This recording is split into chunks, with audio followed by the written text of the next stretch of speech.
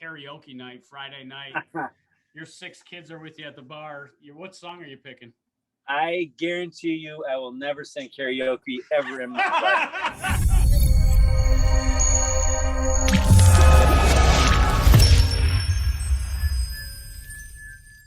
Got it. Yep. You ready? Yes, sir. Timeout. Tyler, who are we taking the timeout with today? Well, thanks, Kevin. Well, we're taking a full timeout today with Ty Hookway, president of CleanCraft. And Ty, thanks for being on our show today. We're glad to have you. Heard a lot of things about you, and we saw that you've been in business since 1995. Today is May 17th, 2021. How does Ty Hookway still get out of bed, and why? I actually totally love the work. So, and I actually had a company before that. So I've been on my own since like 92. So I've always just found owning your own gig and gets me out of bed sometimes because I have no money and sometimes because I love the work, but I've never had, it's been a blessing because I really don't feel like I'm going to work every day. I do love it. So that's thanks for having me, guys. I appreciate you having me. Of course, Ty. We're really excited to learn from you. One of my things is, so you mentioned that you drove out to Cleveland to help your daughter move prior to kicking off the show here. What song were you singing the most on your way out to Cleveland? I wasn't singing this song, but it is my favorite song. My kids know it. It's Live Life Like You Were Dying, Tim McGraw. Yeah. So my best friend died when we were 39, one of my dear friends. And so that song stuck with me ever since, So I've literally, sounds crazy, but I've almost every day thought of that song. And I also tell every kid I love him and everybody around me because of that, because he passed so early, So, yeah, my friends and I went through a similar experience. I lost my buddy when he was 25 years old, and yes. really brings you together. But that was my wake up call, I think, too. I mean, if I had to find the silver lining, it was every day is a blessing, and how do you use that day and not focus on the future, but the right now. And exactly right. Right, the bull by the name of Fu Manchu after I hear that song. I love that part of it. What happened is it was so crazy because I was so bummed that he died. I literally, that song got in my head, and at the time I had like a disc on my. You didn't have like, Pandora and stuff. So, but I played this disc. I literally wore the disc out. I played it 1,000 times because I'm like, why did this happen? So yeah. I just figured. I mean, for about a year, I bet you I played that thing thousands of times. No kidding. So really, it's a very meaningful song to me. So that's what it's all about. Especially, I think music has a way of bringing people together because it's those shared experiences, and maybe they didn't lose a close friend, but it was a loved one of some sort. And it's really just how music can bring people together. Sticking in the music campaign here, what song would you sing outside of that? Karaoke night, Friday night. Your 6 kids are with you at the bar. What song are you picking? I guarantee you I will never sing karaoke ever in my life. I never have, and I never will. So my kids know that too. They've tried, and it's like there's not a chance in the world that's going to happen. So. But they'll catch you singing in the shower a couple times, maybe. They all say I have a great voice, but I have no desire to share that voice with anybody else. So, and I never will. So I'm a shy guy. I really am. I'm a shy person. In that respect, for sure. So yeah. And you mentioned that you started business back in '92. What was Ty Hookway's first job ever before you started working for yourself? Well, it's weird. I've always worked for myself. So even in like high school and college, I ended up owning my own. I ran everything. I did gardening. I did like perennial gardens. I did put up retainer walls. So I've always worked on my own. My dad had a factory, so I worked in the factory, when I was like 16 or 17. But for the most part, I've always been on my own. I worked for a good college friend of mine for 2 or 3 years, a guy named Rob Tortorella. So that was a real job. But I've always really desired, I knew I'm not meant to work for anyone else. I'm definitely meant to work for myself. So when did you realize that? Oh, I was early.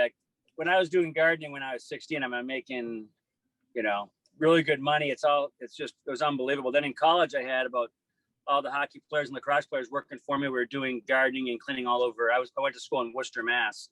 So I had about 10 guys doing that. So I just knew there was something about working on your own. It just, it was a natural fit for me. So.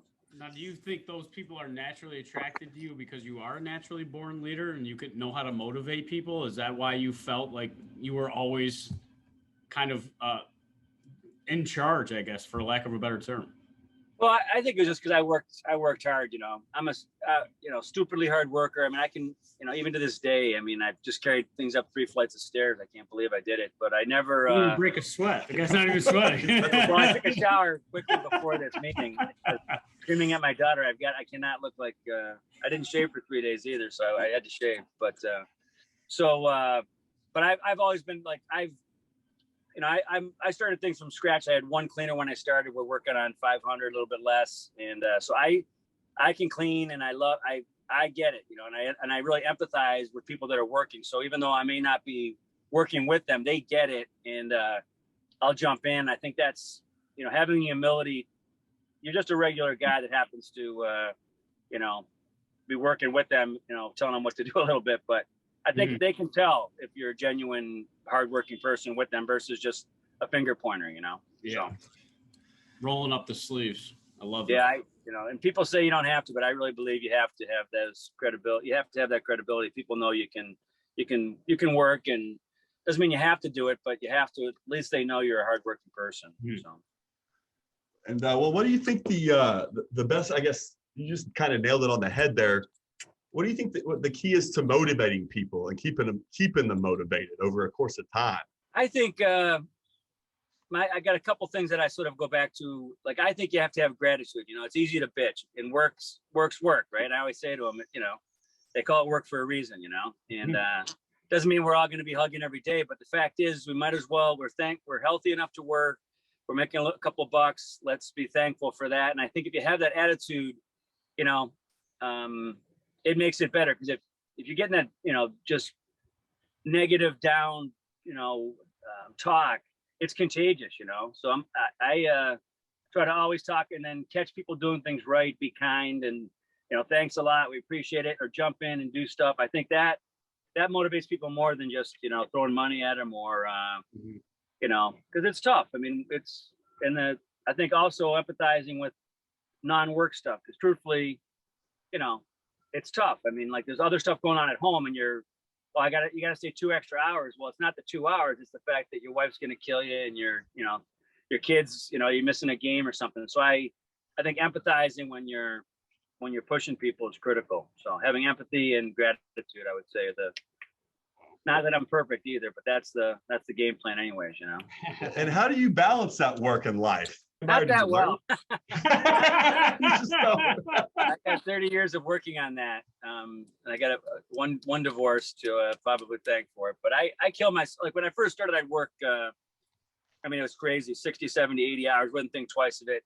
But that's just being young and stupid. But I try to do balance. I'm getting up there, almost 60. So I've got to slow down at some point. So I've definitely balanced it. And I've got some amazing people now that help me. So, but I actually like it. I'm trying to figure out what I'm going to do if I retire ever, because I actually enjoy it. Our kind of work is 24/7. So it's not for everybody, but if you don't bitch about it, you're sort of thankful for all the amazing things you're doing. Like, we're on call, we're doing hospitals all weekend, we're doing really cool stuff. And, there's certain people that don't mind it, and I'm one of them. So I don't know. And I do get it. People need downtime. So I'm trying to balance that for my workers. Our mission statement is, our major mantra is quality of life and peace, So that's really what I want for people. So some people, they love that. It wires them up. Other people need their downtime. So I try to, some people aren't made for 24/7. So it's okay. You can still work with us, but you're not going to be in that role. You have to take a different role, which is more, you hit the clock and you do great. And when you're done, which is fine. I definitely wanted to ask you, and we'll get more into that probably later on, about some of those, your mission statement for your company, because it's so unique and so different from anything I've ever read about any other company in the past. Before we kind of step into where you are today, Ty, Also, Ty Hookway is just the funnest name to say. So I'm sure you get that all the time. Ty Hookway. Ty Hookway. I'm a quarterback from Texas A&M or something. Yeah, exactly. It sounds like you should be slinging the rock. Here's something. Quarter mile Down down in the College field. Station. Yeah. Well, here's something you wouldn't know, but that's not my real name, right? So, but I've always gone by Ty, but my real name is Warren. Warren. So talk about the most oppositely uncool name, So my real name is very uncool. His name's really not Tyler either, which will a lot of people will be impressed by. I go by Robert, on paper. That really throws folks off. I go by Warren, and people are like, "Who the hell's Warren?" I'm like, "Well, that's me," So some guy that I know. And they're like, "Man, I don't want to work with Warren. I'd rather work with Ty." I met some high school friends. They're like, "Are you Warren's brother?" I'm like, "Yes, I'm Warren's brother." So you went to Holy Cross. You got your degree in mathematics, I believe. I did, yep. So what was, well, we're going to give you plenty of time to light that up for us. But what were your thoughts, Ty, when you were going into college? You knew you didn't want to work for anybody else but yourself. What were you going to do with math? Like, where did you see your future at that time? It's interesting. I was just good at math, so I was actually, I could have got a math or chemistry degree. I was close on both. I actually I'm such a horrible writer that I had to do one of those. So in the time, before you guys were born, like they had no prerequisites, right? So I could take math courses every day. I take a midterm and a final, and that was it, Mm-hmm. And I played a couple sports. So I was like, well, that's great. I don't have to write any papers. So I just stayed in this 2-3 buildings. It's not a very big school, so I just stayed in the chemistry, physics, math side, and I took no writing. So it was covering up a huge weakness. And if you ever read my writing, you'll see it. It's like, yeah, we heard about your penmanship. It was on your home page there about how brutal it is. They teased me, yeah. But so the truth is, I was going to be a doctor. To answer your question, I was pre-med and just the easiest courses for me were math. So. Yeah, so that's exactly. I was ready to be a doc for that. That's what I always say. But so I lived with 12 guys in college, and I think 10 are doctors, one's a priest, and me, I'm a janitor. So it's pretty funny. Wow. Yeah. Wow. Do you guys all stay pretty close in touch to this day? On and off. We used to, the first 10 years we did, but now everyone's life goes on. But I still see a couple of docs one of them's in two of them are one's in Rochester now still. So, but yeah, so it's a blessing. I mean, I'm thankful. I'm not the smartest guy in the room. I'm not the dumbest guy in the room. So I'm, like everyone else, I think most of us are in the middle. So, and then you get to let that empathy and really, I think, like self-motivation almost of your employees to get them to motivate and what gets them excited and gets them out of bed. One of the things that you had mentioned was your guiding principles. So one of my favorite things that I always get to ask you, leadership like yourself, is what is your personal mission statement as Ty Hookway? Well, it's funny. I thought, because that's a big thing in business now. Maybe 15 years ago, it's what's your mission, what's your purpose, and it's, I worked with a couple consultants, and you're trying to figure it out. And I've had 3 or 4 versions of it since the 90s. So something hit me, and it's actually at a conscious capitalism conference, and I think it was in Philadelphia, maybe 6, 7, 8 years ago. And it just hit me that like, my business mission has got to be exactly aligned with my personal mission. And that's where quality of life and peace came in, So it just, to me, and believe me, a lot of people think I'm nuts. They don't like it. So some business people told me that's the dumbest thing I've ever read. I'm like, well, that's, I don't care. I like it, So it fits me because I think it's an overriding principle that all my managers, myself, I can tell. I mean, if you have a barometer, am I moving in that direction or away from it? It's a very good, like leading indicator about if you're doing the right thing or not. And I think I'll ask my managers, did you think did you feel it was the right thing? Was it the right thing for quality of life and peace? And if they, well, I knew I should, because I think it's a big thought, so it's not a narrowing thing. It's an opening thing. And there's times when, I don't know, I think that fits me business wise and personally, because I want to have a good life. I want to have fun. I want to be successful to me, but you have to have peace. I mean, it's a peace. I say peace, and it can be a secular peace or a godly peace.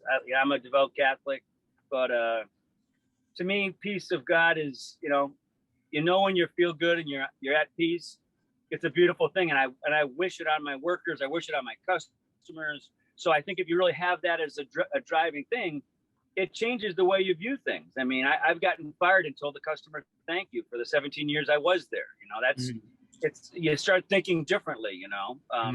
If that's your real motivating, driving force, it just changes the way you see things. So I found that one to be my overriding number one thing now. And other things, we have tons of core values and all that stuff, but to me, it still all goes back to that. So. Yeah, and then doing that next right thing's pretty difficult sometimes in my experience to keep doing it, to keep consistent on it. And I saw in another podcast you were on, Ty, that over the pandemic, some cleaning companies seem to charge a little bit more for cleaning services. And I heard that y'all weren't. Can you kind of dive into, I don't know, your angle? Well, it's really interesting. That's a great example, and I appreciate you asking that, because it's exactly right. Because I knew in my heart it was total BS. Half the stuff was BS. You know what I mean? It was scare tactics, and it just wasn't. So we've been disinfecting. Like, I clean large hospitals inside the operating rooms. We clean every year. There's new viruses, new bacteria. So this is really I was really in my sweet spot. I'm not sure if I'm an expert, but I'm certainly very knowledgeable in this space, right? So when you're talking about getting it from a surface contact, contamination, it's so hard. You wouldn't believe it. You know what I mean? It's hard. And I knew that from day one. Now, again, there's nothing wrong with disinfecting. It's certainly a helpful, it's a piece of the puzzle, but when I could do it, and I've been doing it for so many years, you could send 3 guys in with a bucket of disinfectant and some rags and just wipe things down. Not sexy, but it actually works better than any sprays or anything. And my cost is about 2 cents. I cannot charge 90 cents or 80 cents a square foot. I mean, it's, so I make my regular margins, and I was charging like 5 cents, and regular other vendors are charging 30, 40, 50 cents and pillaging. I mean, $100,000 bill, they're making 80K. Wow. It was nuts. So it really, and I have to tell you, like, in the last 3 or 4 months, it's all proven true that everything I was saying was dead nuts right. I mean, I called it the theater of disinfecting. It wasn't about disinfecting. It was just showing everyone you're disinfecting. So I tell my customers, I'll go through the theater of it, but I'm just going to have 3 people walk around disinfecting. But, there's no one in the building, for God's sake. There's been no one in the building for 2 months. You want to pay, $50,000 to disinfect it? I said, no, I'm not going to do it. I'll pay $5,000. I'll have people walk around the building for a couple hours. We'll wipe some stuff down, and that's it, because it was nuts. So that's a great question, and I really do feel good about that I did that. So I was in my industry yelling and screaming and saying, and it's going to come back to haunt some of these guys, because it was really bad news, Yeah, sometimes people don't feel like you can be good. You can be a good person and be effective at business. And you're here telling us that this has actually propelled you as an individual, as a leader, but also as your company during a very challenging time when most people were really trying to find any way to keep their doors open. And some people, based off their business, they had the opportunity, like you said, to pillage and really take advantage of this situation. And because no one knew what tomorrow was going to bring. I don't think it was as much malicious intent as just the world gets on a treadmill of fear, and that's what it was, So I don't even think, some people have some malicious intent. So I don't know. I would not say it's malicious and everyone's horrible. I just think calm heads prevailed, and I'm sort of glad the tack that I took. So I don't want to bash anyone else, but I appreciate that. Yeah. I appreciate that. Yeah. As seeing that you were a leader, though, and your employees were on the front lines right during the pandemic. They had loved ones that they had to go home to. They had to be ultra conservative and careful before they went home and maybe potentially expose the family member. How did you get them motivated to really and communicate to them during these challenging times during a pandemic, given the industry that you are in? Yeah, that's another good question. I was proud of myself what I did there. I'm not sure if you know the answer. or I did it on another podcast too, but I doubled everyone's pay.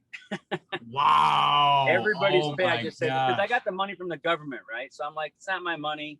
So I said, everyone's double pay for 3 months, double pay. Wow. All the managers, I think they're making salaries. I think I did 50% for them. And I also gave them bonuses, because I said, guys, I got this pile of money they gave me. Let's use it. And at the time, the theory was you got to use it in 8 weeks. So I'm like, screw it. Let's give it to the people that are working. You know what I mean? So I did. And that was, it worked out great. And I think we bonded during that time, because even though they had to work, sorry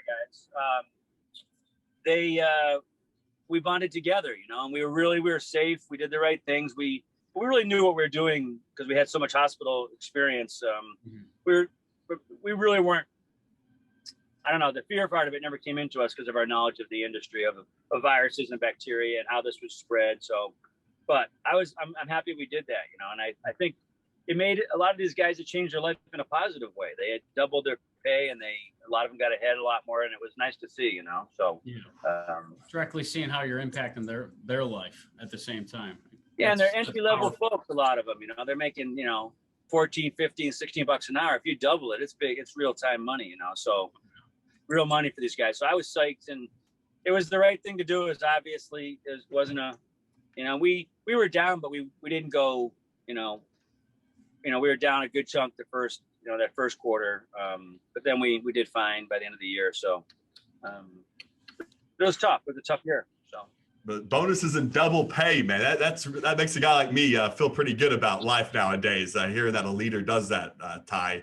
I think more people do it than you think. I tell you, I think people get there's so many leaders, owners that give away so much. You just don't hear about that. You hear about the ass that doesn't do it. But I think more people do it than you think. People. I mean, and the fact is, we don't have unlimited money to give.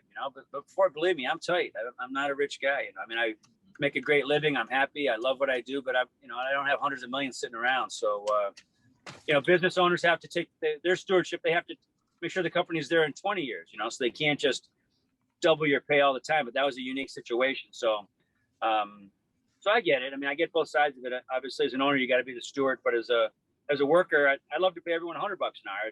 We wouldn't have a business. That's the problem. So yeah, I can only imagine what your employees say about you, Ty. And we saw that you were. Well, believe me, it's not. Believe me, there's two sides to every story. Believe me, I'm a nice guy, but I'm the owner. So there's positive and negative. Believe me, I'm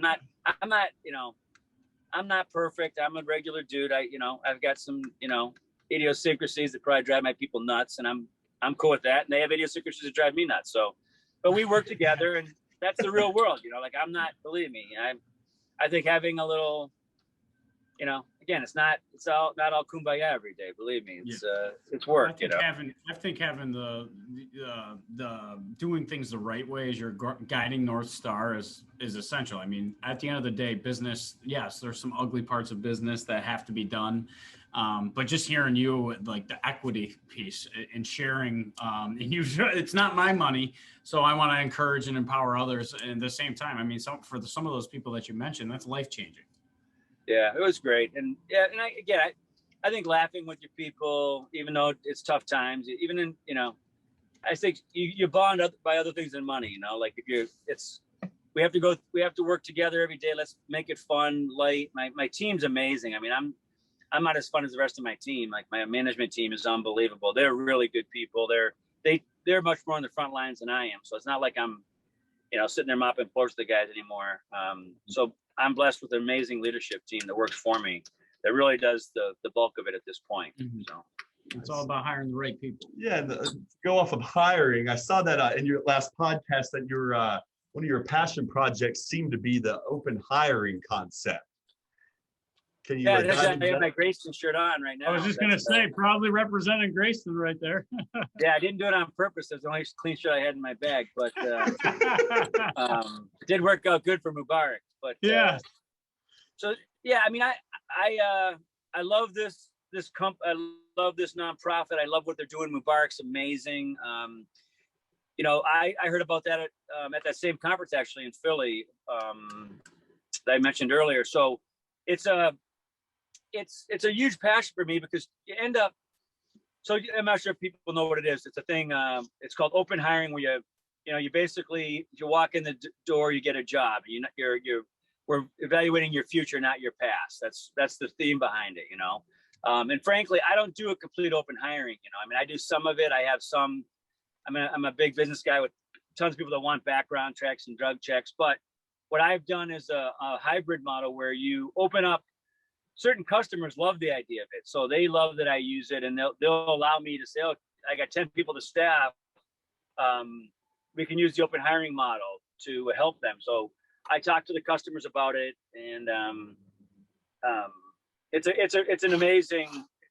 There's so many people that could use a chance, and I'm blessed with a couple of amazing stories of some people that I work with. I mean, one of my oldest employees had a real unique background, and I found out about it, and I was like, I was so upset because he's an amazing guy, and then he was a major felon.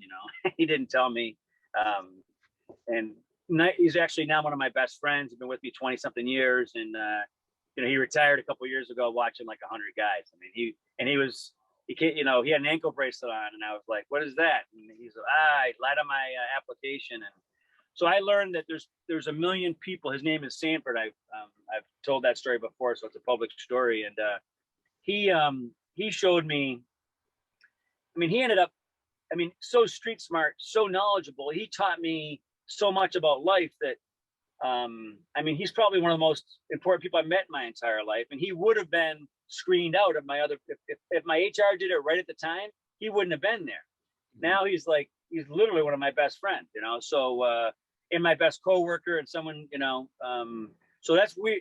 That opened my heart up. And then, in my business, you get a lot of people with unique backgrounds. So I've been blessed with some amazing talent that the world may not judge it as their past that would lead to it. But I think if you believe in them, a lot of times they'll come through for you. Other times they don't, and they screw you. Yeah. But that's life, that's the way life is. So. When you're hiring then, and you're sitting down with one of these, and I love your piece about like the evaluating for your future, not based off your past. I think that's so important because again, I mean, we have these systems set up. They go to whoever, they make a wrong mistake. I've been there. He's been there. I mean, we've all made similar mistakes, but we're not under the microscope as much. What happens? I mean, when you're sitting down with that person and you're kind of reviewing their past, what types of questions are you asking them, Ty, to really get to know them as a person, and maybe some of those soft skills that others come to CleanCraft with already? How do you know who you're getting, and how do you find out who they are as a person, and what motivates them? Well, truthfully, my HR team does it now. We got an amazing HR team, 3 full-timers that do nothing but work on that stuff. So I'm not in the day-to-day like that, but I know these guys, and they're hired for their passion and their kindness and the way they see the good in people. I say see the God in people or see the good in people. You have to go into it with that perspective. If you want to see the bad in them, believe me, you'll find it. And we all have some bad. But if you see the good in them, but then the other thing that we are crystal clear on that I love, we're good people. We want you to do well, but if you don't do well, we'll help you really quick get out the freaking door. Like we're, you know what I'm saying? Like we love you, but don't BS us. Like don't play us. This is not a handout at all. This is a hand up. And we're street smart people. I mean, I'm not sure how street smart I am, but my workers are. And like if they're playing us, just giving us a song and dance, and they're really not working and stuff, we tell them right away. I mean, you have an opportunity, but it's only what you do it. Like we're not doing anything other than giving you a chance. Whatever you do with it, we're fine. We're very comfortable firing them, So, and we tell them that, and that's what the truth is. And it's like, listen, you have a horrible background, but we want to give you a chance. Just don't screw up, and we love you. We'll do the best we can, but don't. We're not like we're kind, but we're not dumb. The other thing that Grayston does that Mubarak comes to our office, at least once a week, twice a week. A lot of times the folks have trouble with. It's not the work. It's like they can't get there because of their kid or their car or their whatever, their home situation. So Mubarak does a thing called path making. So we help, and I shouldn't say all the workers, but if people need help, it's sort of it's stuff you don't want to tell anybody, you know, like, oh, like I got kicked out of my house, or my car is broken, I can't afford to fix it, or all the stuff. I have a, you know, child support, and I can't get my license back, you know. Mubarak and his team from Grayston helps my workers. So I pay a certain fee per month to help my team be better at work. And like, it really pays. And I think people appreciate that you care about them, but you don't have to tell me, you know, you tell you know, someone like Mubarak that's you know, has confidentiality and helps them out. So that's the kind of stuff we do in Grayston, but it's not a panacea.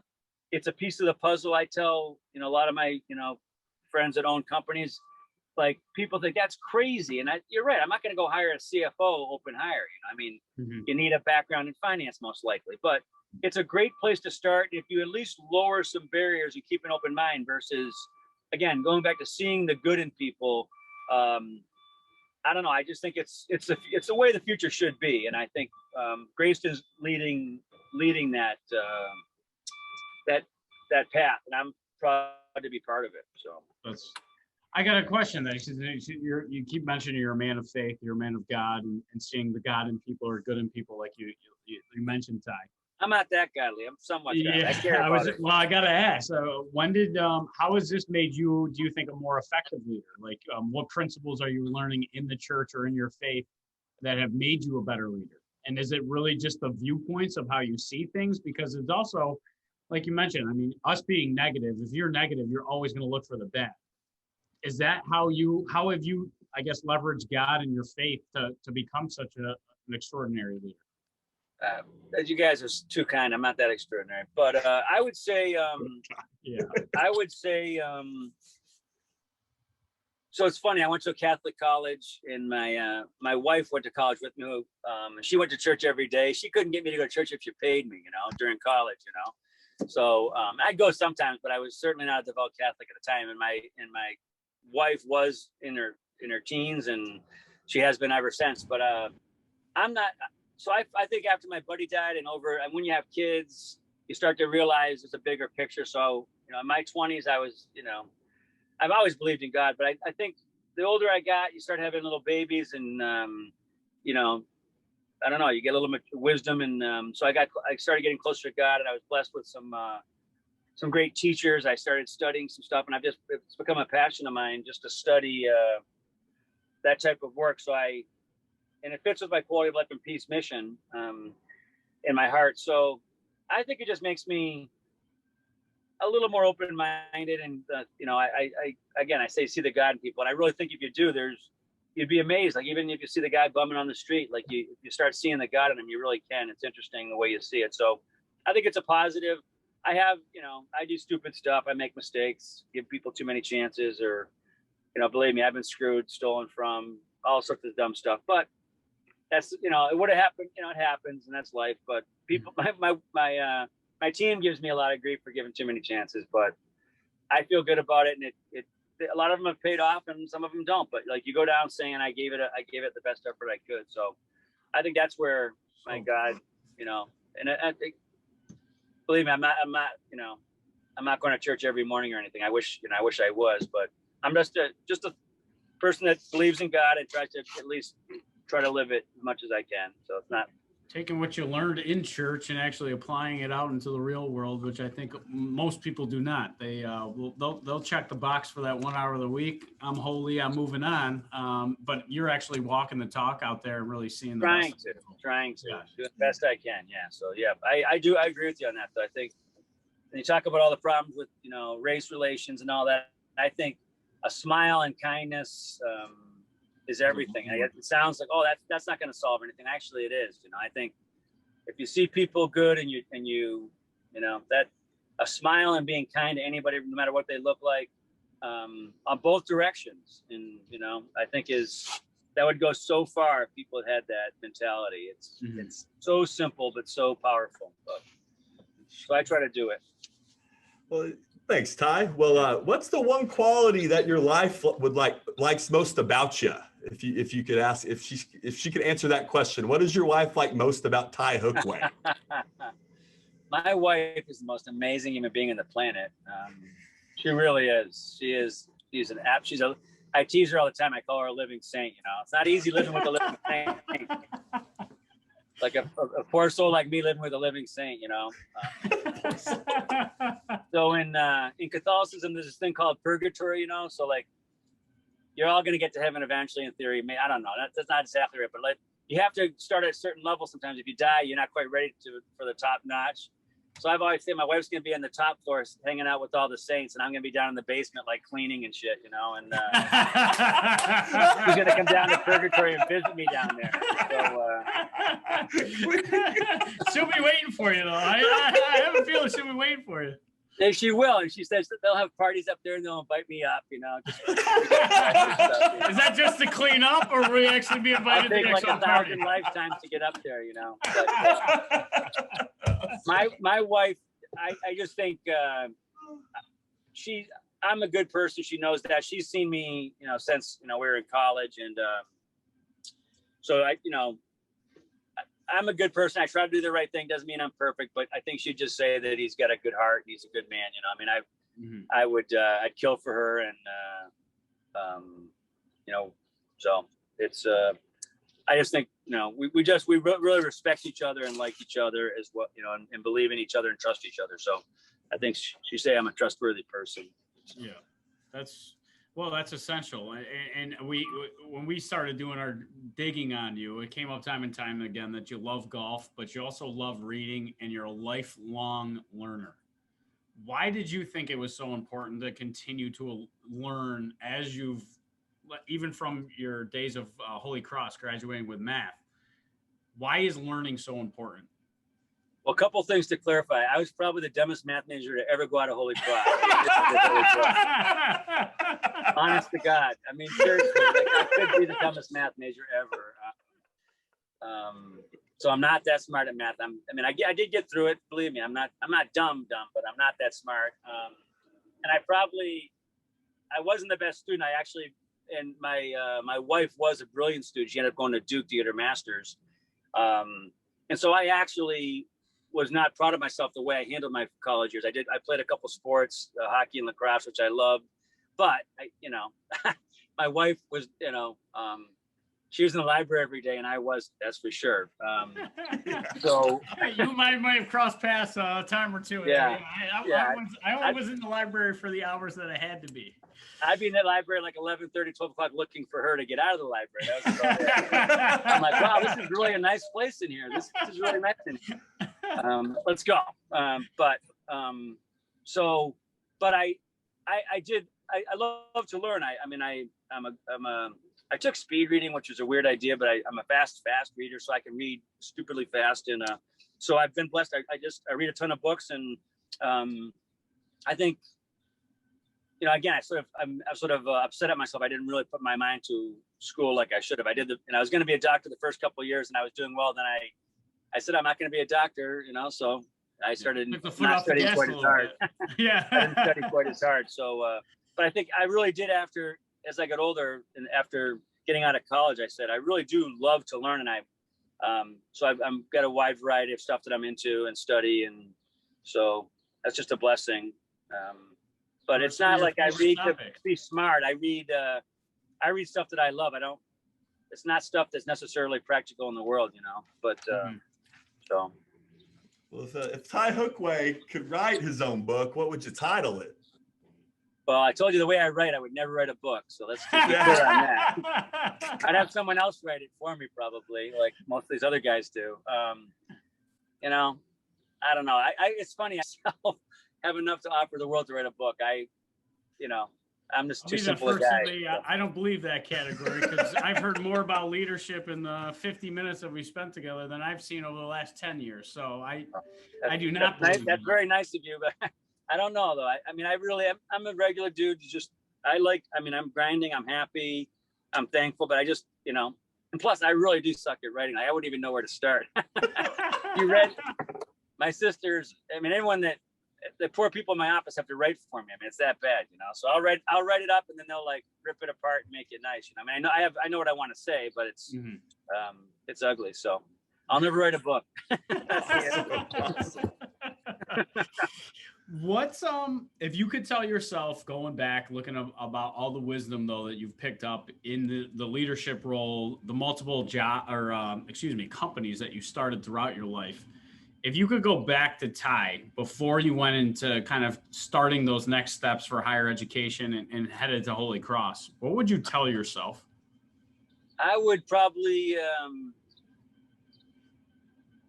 I think as you get older, you realize it's not that complicated. You know, I think as you're young, you're striving and you're trying to be smart and you work so hard. And I think the older you get, you realize it's simplicity and just, you know, thinking and working smart. If I could do it again, I'd probably just be less afraid and more just keep it simple. I think you make a lot of mistakes by overcomplicating things and trying to be things for others. Just if I could do it again, I'd probably just try to speed up the learning curve and just say, you know, work smart, you know, be true to yourself. Don't listen to others and don't, you know, just, I think I would have been a better business person quicker if I learned those lessons.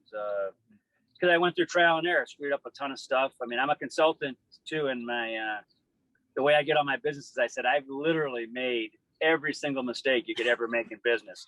Like I've blown millions, I've freaking screwed things up. Like, so, I mean, I'm not kidding. I've made every one, you know? So, and I tell them that's the kind of consultant you want, you know, you don't want the guy that's perfect. So, and I really have, I mean, I've so if I think I could do it again, I would just be a little less, like, don't try so hard, just calm down, think it through and be a little more patient and calm with yourself versus working so hard. Work smarter, I would say. And keep it simple. I like that. That's my style right there. What would you say the best piece of advice you've ever received as far as in being a leader of as many folks as you lead over there at CleanCraft? Because a guy like me, I couldn't imagine leading over 20 people, much less 300 to 500. Yeah, I think it's a natural progression. I mean, it's not just you. There's there's layers. You got, you know, I mean, there's 4 or 5 layers between me and some of the team members. So like they have to all be leaders more than me. I mean, my job is, you know, keeping the boat steered in the right direction now. So I think there's just, if the company's founded on doing the right thing, and it's got to go through it, doesn't mean we're perfect. But if you try to get, you know, everyone talks about it, but if you get the right culture and people are trying to do the right thing for our customers, for each other, that's what leaders do now, you know. And the other thing is, if I could learn something, if I could bring something, talk to myself at a younger age, it would have been mentor more, not tell people what to do. Like I want it for them so bad, I tend to over manage and sort of tell them what to do versus let them manage themselves. And it's a skill that I'm working on. I'm not that great at it. But I think that's where the leadership comes in, is if you got a good team, you trust them. And it's hard to do, you know, like really letting them make mistakes, letting them be real. Because if they can BS you and tell you they're perfect, but no one's perfect. We all got issues, you know? So I just think if it's a safe, trustworthy place to work where you can really be yourself and, you know, do it your way with a little autonomy, not being micromanaged every second. I think people will follow that, really follow it, not just say they're following it, you know? Like, I think you can get some deep connections. If that happens throughout your organization, it's never going to be perfect, but if you can create that type of environment as much as you can, I think that's how it happens naturally, leadership versus some rah-rah speech. That's not my style. So I just think you sort of get an energy where everyone's sort of pulling for each other and you're getting it together and you help people when they're in a jam. And I think that helps a lot, and you take care of each other a little bit. That's how I think leadership, it's sort of it's more organic versus some fancy, you know. I think it's just good communication or genuinely caring about them, and you have a company that shows that. I think that's how a good leader works. Yeah. I was just having a fascinating conversation, and I think I've heard he had it in very simplistic terms, but I heard flavors and flares of everything that you just said. That I believe in you, I trust you, and I'll have your back if anything goes wrong. And I think that is really that empowering moment where people are like, okay, they get it. That sounds easy, but that's hard. You're right. You know? Yes. And you're worried about the company, you know, like a big decision. I mean, sometimes you lose. I mean, I literally lose sleep, you know, like there's big issues and someone made a huge mistake and we're going to lose $100,000 a month account, you know, and they didn't mean to do it, but it's gone, you know, and that's, you know, so it's hard, but that's what you do. And like, you know, if it was a genuine mistake, it was something I could have made the same mistake, you know, I mean, so it's, but I think if you really want a strong team that, you know, can grow and I think that's what you need. So I'm working on that. It's a work in progress. I'm not, you know, that's a gift. I have multiple projects like that right now. They're all works in progress. Mine is critical conversations, because that is by far one of my weakest areas. One of the questions as we're wrapping up here, Ty, but something I really, really wanted to know about business, because sometimes it's easy to follow the crowd, right? In business, it's easy to maybe start agreeing with things that you don't really agree with because it's the popular idea. Because you have such a strong moral compass and you really want to see the best in everybody and see the good. How do you, I guess, be yourself and make those types of decisions in those types of environments? Like, what have you found the most successful in maybe sharing some of these crazy ideas of open hiring with other business leaders? Well, the thing that I'm getting better at, I think, is versus keeping it all. When you're a young owner, you think the whole world's on your shoulders and you're carrying so much burden and you literally just, the weight of the world's on your shoulders. What I've done better and better over the years is share with everyone the real situation. Like I have transparent book, you know what I mean? Like, all right, we're billing $10 million, but like, believe me, I don't have $10 million coming in. I teach them about, you know, the $800,000 insurance policy we pay. I teach them about the, you know, the rent of $70,000, $80,000. So I think just being clear with people and showing them the money. And so we get some performance-based stuff where we're really, and people get it. They're smart. I mean, like people, you don't give them enough credit for being smart. I mean, I don't know. So I think clarity of what's really happening, good and bad. And when you share the good, they get that. And teach them about why you can't give all the money away. You got to keep somebody in the bank so we have a bad year, we're not going to go under. You know, you need a balance sheet so the bank will talk to you. So like I've been teaching for the last 10 years, not, you know, I've been trying for a long time, but like it's becoming a top of mind thing. So the management team, they get it. Like it's not, so I think that's how leaders can be, we could be better leaders by sharing our burdens versus, you know, thinking we're the, you know, king, you know what, you know, just, I think if you share the what's happening in life and what's good and bad. And I'm not sure if I answered your question exactly, but that's what I see going against the vein a little bit. Cause a lot of people think, oh, you just tell them to do their job and they get paid for it. And that's it. I think if you, at the entry level, they should know. I mean, like I'll say to them, I'm charging, like you're getting paid 14, but I'm charging the customer $22.50 an hour, right? Mm-hmm. With your payroll costs, with insurance, I make like $1.50. So if you work an extra hour, I lose that night. I mean, and I appreciate you working, but I can't lose money or well, none of us will have jobs. So little things like that, people understand it. And I show them like, look, here's the bill, you know? And so, it's a rough world out there. And like, if you share it, like if you don't act like you're, you know, holier than thou, and you say, here's why I'm doing this. And here's why I need you to work at this budget. Here's why I am upset about, you know, you just spent $5,000 on supplies, you know, because the budget's too, you know? So, you know, so I think transparency and clarity I think people are a lot smarter and we should treat them that way. That's what I'm, it's not ruling with the iron fist mentality, the old like more manufacturing mindset that, all right, we have a role and this is all that you're going to do. And I've always flourished more in those environments where there is that open sharing because I feel like I have more of an impact on the profit and loss statement at that point. And it's now a shared responsibility. You talked on ego real quick. And again, I promise we're going to get to the final segment of the show, but ego is kind of one of those things that I see time and time again, either allowing us to really reflect and learn from others and not really thinking that our way is the best way and the only way of thinking. How have you like created that type of culture? And I know you mentioned infinite power and dignity and the healing provided from work, but your ego with getting things or ideas shared from the bottom up with you, is that something that you have found as a competitive advantage, let's say, with CleanCraft? I'd say it's a competitive advantage. I always laugh because I think humility comes easy to me because I've screwed up so much stuff, So humility is really easy. Yeah, Sometimes I literally like, why are they asking me all these questions, So like, I don't think I'm the smartest guy in the room, because I'm really not sometimes. So and I mean that. I'm not just being funny here, but I really, and a lot of times my experiences, and I'm, blessed with a lot of great friends that own huge companies and they're successful.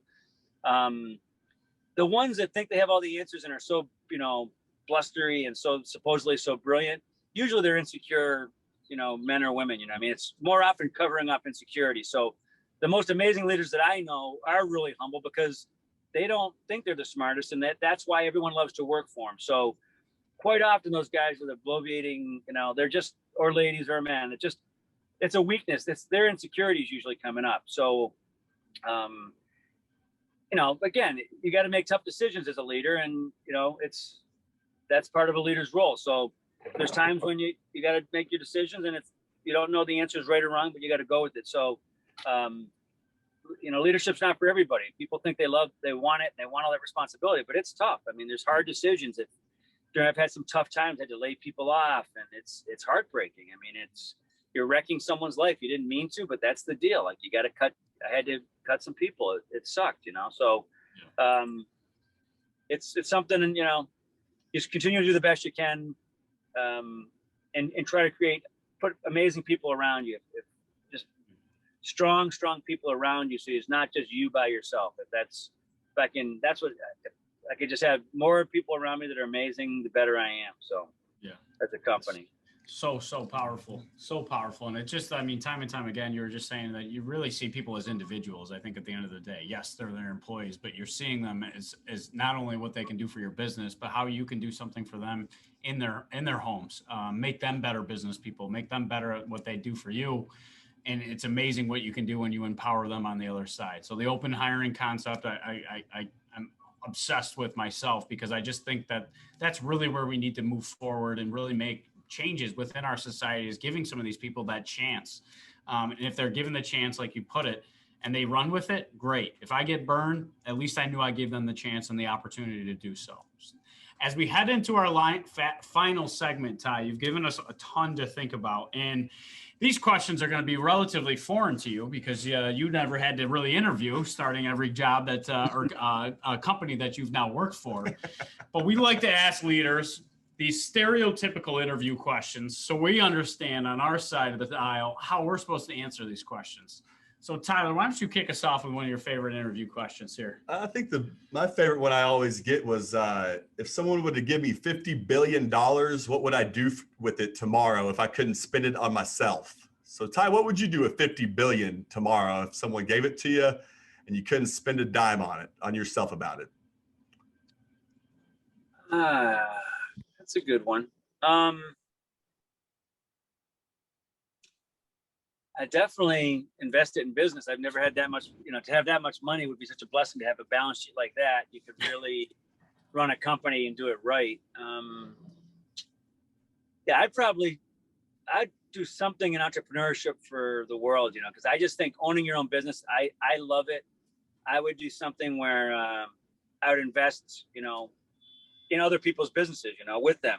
Really, I think I can see myself investing in tens of thousands of people that want to start their own business. I think that's what I would do. I'd love to somehow be part of the solution with money, but also with ideas. Because I think the world, if everyone worked on their own or lived and acted like they worked on their own, I think people would get along better, because it's humbling, because sometimes you need help from others. So I would do something on the entrepreneurial side to help the world. So something along that line.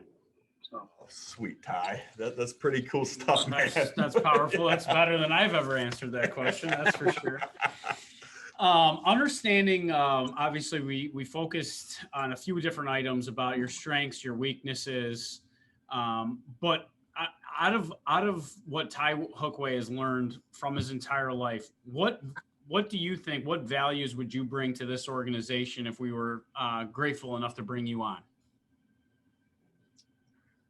You can trust me, and I'm gonna do the best I can for you. And that's the only two things. Everything else, my skill sets are what they are. I mean, I'll make some mistakes. I'll do well in some areas, but you can trust me. I'll do what I think is the right thing, and I'll be straight with you. So, and I'm a team player. Like, I love people that's the team goal.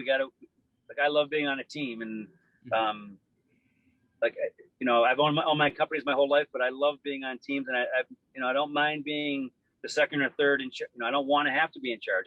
I'm a follower by nature a little bit. I love to be led by great leaders. And that's what I'd say if I was going to come to work for you.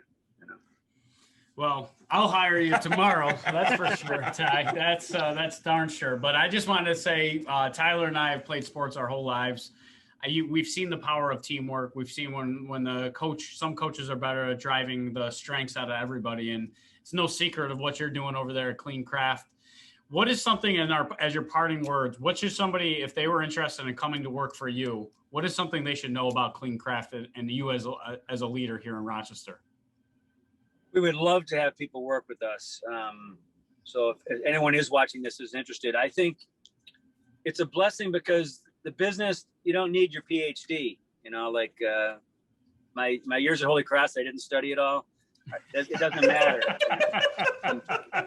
Totally, but it is a blessing in that way because it's hard. You can learn the skills and techniques in our business, and managing people is hard. I think we can teach that, and it's almost limitless what you can make in my industry if you get good at managing people. I mean, I have guys that have started off at $15 an hour making 60, 70, 80,000 bucks, because they're street smart, they're intelligent, they listen.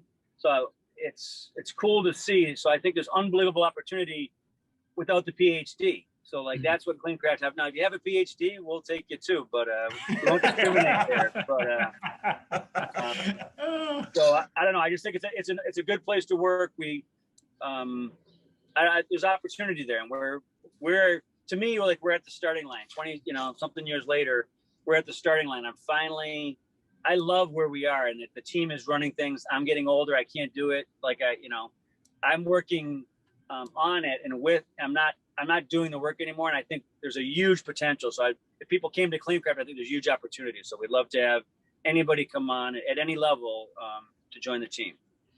Well, yeah, you might get a few more applications here tomorrow, maybe. I don't know. I would love to work with a guy like yourself, Ty. And I know Tyler and I are just really, really thankful so much for taking the time out of moving your daughter up there in Cleveland and joining a fine cigar with Tyler and I today on Timeout with Leaders. We all invite our guests back to listen next Friday as well. But I know I'm extremely grateful for your time today, Ty. Yeah, Ty, thanks for your time. Appreciate it. Awesome. Thanks so much. You guys are awesome. Thank you so much.